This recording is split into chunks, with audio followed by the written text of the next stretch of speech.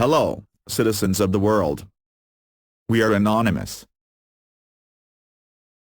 As you may, or may not know, recently, a Belgian artist called Jan Fabre produced a movie called Dr. Fabre Will Cure You, based on Jan's artistic performances.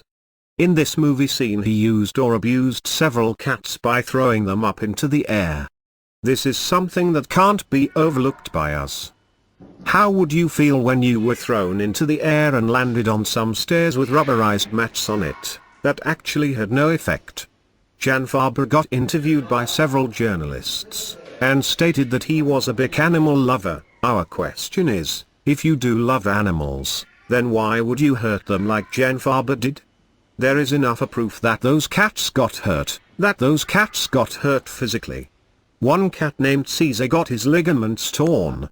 Although he received more than 20,000 hate emails, got hit by animal activists on the street during his daily walk, and the fact that he had to hide from public rage. Again, he came up with something new and decided to create a battlefield, existing out of giant spiders fighting against each other in a maze of razor blades.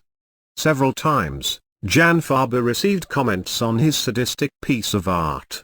In the end, he tried to compromise by putting nail varnish on the sharp edges of the razor blades. But he didn't count on the protest of Michel van den Bosch, chairman of Gaia. Finally, after quite some verbal resistance, he succeeded to convince the organization to get Jan's work removed. We don't believe that the nail varnish would have made a difference to make the project less harmful towards the spiders. Sadly, it seems that at least one of the spiders did not survive and got decorated.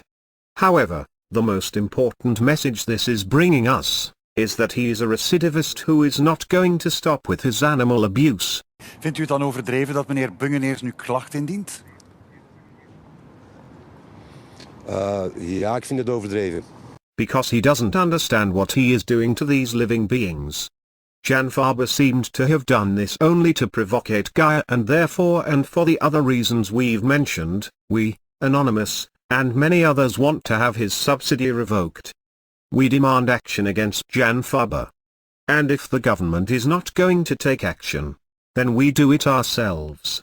Jan Fabre's website reached the bandwidth limit in the past week, and got suspended by the hosting company, due to the big amounts of traffic going through the website.